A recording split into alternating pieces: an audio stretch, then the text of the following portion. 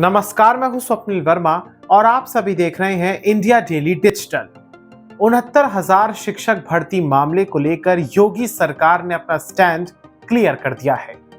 बीते दिन जब हाई कोर्ट का फैसला आता है तो उसके बाद ये अटकलें लगाई जाती हैं कि आखिर योगी सरकार क्या फैसला लेगी। क्या योगी सरकार हाई कोर्ट के फैसले के खिलाफ सुप्रीम कोर्ट का दरवाजा खटखटा सकती है? इन तमाम अटकलों पर अब पूर्ण विराम लग चुका है। योगी सरकार ने अपना रुख स्पष्ट कर दिया है। आज मुख्यमंत्री योगी आदित्यनाथ ने एक बड़ी बैठक ली। रविवार का दिन था और ऐसे में ये बैठक बेहद महत्वपूर्ण थी। जहां एक तरफ अभ्यर्थियों की नजर इस पर थी तो वहीं विपक्षी दलों के नेताओं की भी नजरें इस बैठक के निर्देशों पर थी। और सीएम योगी ने ये निर्देश दिए हैं कि किसी भी अभ्यर्थी को कोई भी रुकावट या कोई भी समस्या पेश नहीं आनी चाहिए। साथ ही उन्होंने ये भी कहा कि जो संविधान के तहत आरक्षण दिया जाएगा, जो दिया गया है वही आरक्षण दिया जाएगा। यानी जो भी नाइंसाफी हुई है, चाहे एससी वर्ग हो, चाहे एसटी वर्ग हो या फिर ओबीसी वर्ग हो, पिछड़ा वर्ग हो, अगर ये लोगों के साथ जितनी भी अन्याय हुआ है, जितनी भी नाइंसाफी हुई है, उन तमाम चीजों को सही किया जाएगा, इन तमाम लोगों को अकोमोडेट किया जाएगा। तो पूरा का पूरा ये मामला है 69,000 शिक्षक भर्ती को लेकर। सीएम योगी ने आज एक बड़ी बैठक ली शिक्षा अधिकारियों के साथ। सबसे पहले आपको सुनाना चाहूंगा कि योगी सरकार में बेसिक शिक्षा मंत्री ने क्या कुछ कहा। देखिए, 69,000 शिक्षक भर्ती को लेकर के जो भी माननीय उच्च न्यायालय के फैसला आया है उससे माननीय मुख्यमंत्री जी को अवगत कराया गया है।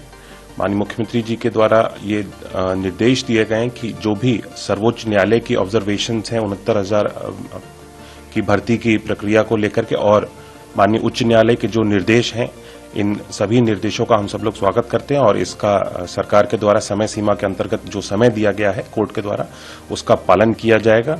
इसके साथ साथ सरकार यह भी सुनिश्चित करेगी, माननीय मुख्यमंत्री जी के निर्देश हैं कि जो संविधान के द्वारा आरक्षण की व्यवस्था बनाई गई है हमारे आरक्षित वर्ग के लिए, उसका हम सब लोग पालन करेंगे। किसी भी वर्ग के व्यक्ति के साथ में, किसी भी व्यक्ति के भविष्य के साथ, इस प्रदेश के युवा के भविष्य के साथ सरकार कोई भी गलत चीज नहीं होने देगी। हम उनके भविष्य के साथ, उनके भविष्य को सुरक्षित करने का काम सरकार के द्वारा किया जाएगा। मैं आपको बता दूं कि इलाहाबाद हाई कोर्ट की जो डबल बेंच है इसका फैसला आया और इसके बाद तेज गति के साथ जो विभाग है उसने इस पर मंथन करना शुरू किया। शिक्षा विभाग ने, आपको मैं बता दूं कि ये पूरा का पूरा मामला दिसंबर 2018 का है, जब उत्तर प्रदेश में 69,000 प्राथमिक शिक्षकों की भर्ती के लिए विज्ञापन जारी किया गया था।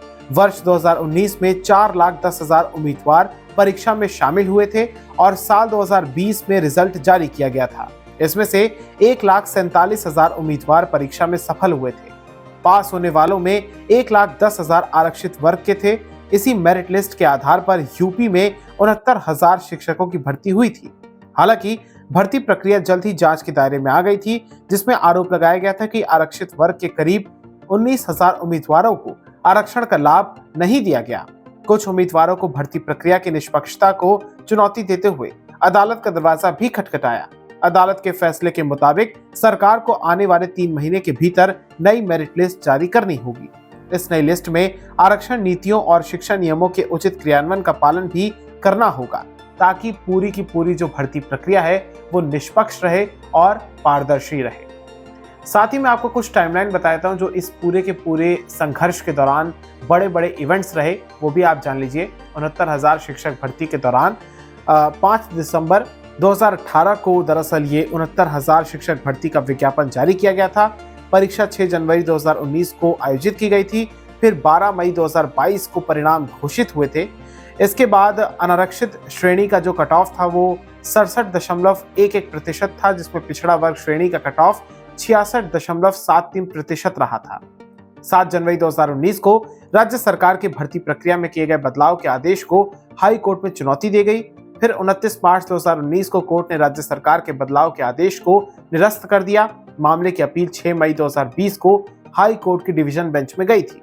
18 नवंबर 2020 को मामला सुप्रीम कोर्ट पहुंचा। सुप्रीम कोर्ट ने भी हाई कोर्ट के 6 मई वाले आदेश को ही सही माना। आरक्षित वर्ग के अभ्यर्थियों ने भर्ती प्रक्रिया में धांधली का आरोप लगाते हुए विरोध प्रदर्शन शुरू कर दिया। इसके बाद हाईकोर्ट में राज्य सरकार ने माना कि आरक्षण एक्ट 1994 का सही तरीके से पालन नहीं किया गया है, जिससे आरक्षित वर्ग के 6800 अभ्यर्थी प्रभावित हुए। सरकार ने 5 जनवरी 2022 को आरक्षित वर्ग के 6800 अभ्यर्थियों की सूची प्रकाशित कर दी और इसके बाद 13 अगस्त 2024 को हाईकोर्ट ने चयनित अभ्यर्थियों की सभी सूचियों को रद्द कर नए सिरे से सूची बनाकर भर्ती करने का आदेश जारी किया था।